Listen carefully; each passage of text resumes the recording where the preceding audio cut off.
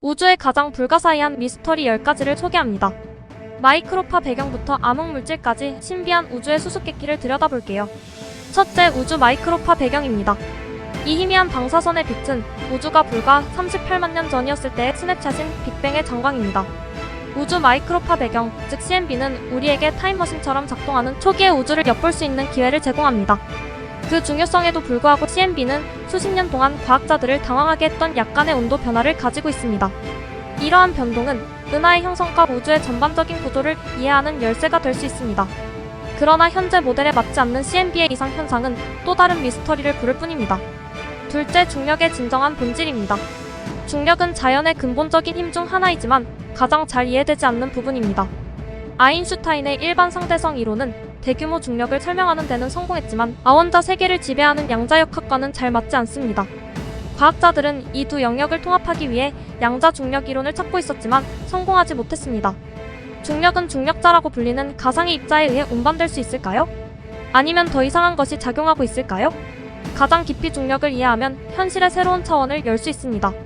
셋째, 우주의 운명입니다. 모든 것이 어떻게 끝날까요? 우주는 영원히 계속 팽창하여 차갑고 어둡고 텅 빈 곳이 될까요? 아니면 빅크런치로 인해 스스로 무너질까요? 암흑 에너지가 모든 것을 찢는 빅립이나 모든 별이 타버리고 블랙홀이 증발하는 빅프리즈의 가능성도 있습니다.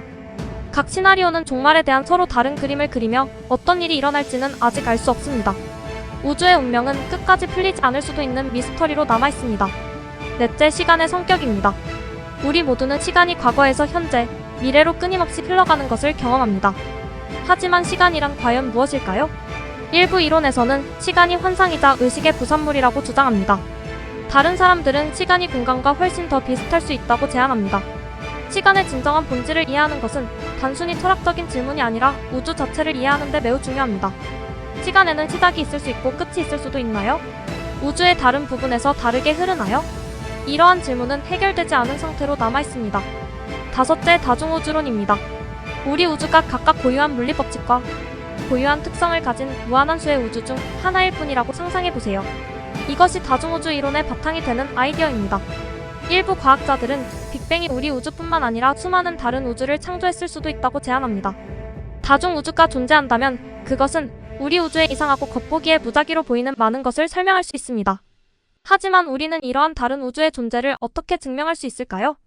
다중우주는 현대 과학에서 가장 흥미롭고 논란이 많은 아이디어 중 하나입니다. 여섯째, 암흑에너지.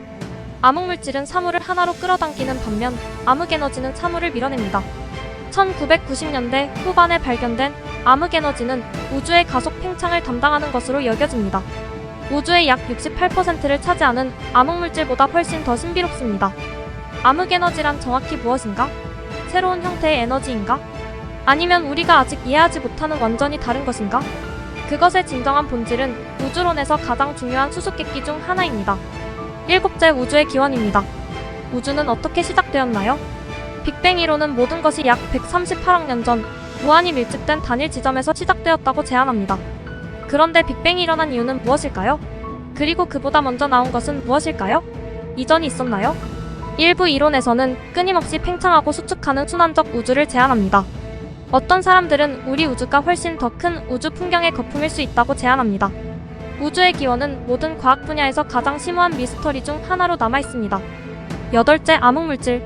그것은 우주 질량의 약 85%를 차지하지만 완전히 눈에 보이지는 않습니다.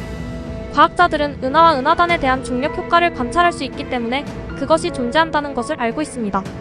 암흑물질이 없으면 은하계는 서로 뭉쳐지지 못하고 서로 떨어져 날아갈 것입니다. 암흑물질은 중요한 역할에도 불구하고 빛과 상호작용하지 않으므로 직접적으로 볼 수 없습니다. 암흑물질은 무엇으로 만들어졌나요? 확실히 아는 사람은 아무도 없으며 이는 천체 물리학에서 가장 큰 질문 중 하나로 남아있습니다. 아홉째, 블랙홀. 이 우주 괴물은 거대한 별이 자체 중력으로 인해 붕괴할 때 형성되며 중력이 너무 강해서 빛조차 빠져나올 수 없는 영역을 공간에 생성합니다. 모든 블랙홀의 중심에는 특이점, 즉 우리가 알고 있는 물리학 법칙이 무너지는 무한한 밀도의 지점이 있습니다. 특이점 주변에는 돌아올 수 없는 지점인 사건의 지평선이 있습니다. 블랙홀 내부에서는 무슨 일이 일어나고 있을까요? 다른 차원이나 우주로 가는 관문이 될 수 있을까요? 더 깊이 생각해 볼수록 더 많은 질문이 생깁니다. 10번째, 페르미 역설입니다. 우리 은하계에만 수십억 개의 별이 있고 그중 다수가 거주가는 구역의 행성을 갖고 있기 때문에 지적 생명체가 다른 곳에 존재해야 한다는 것이 거의 확실해 보입니다. 그럼 다들 어디 있나요? 이것이 페르미 역설의 핵심입니다. 수십 년간의 조사에도 불구하고 우리는 외계 문명에 대한 확실한 증거를 찾지 못했습니다. 우리는 정말로 혼자일까요? 아니면 이 엄청난 침묵에 대한 다른 이유가 있을까요?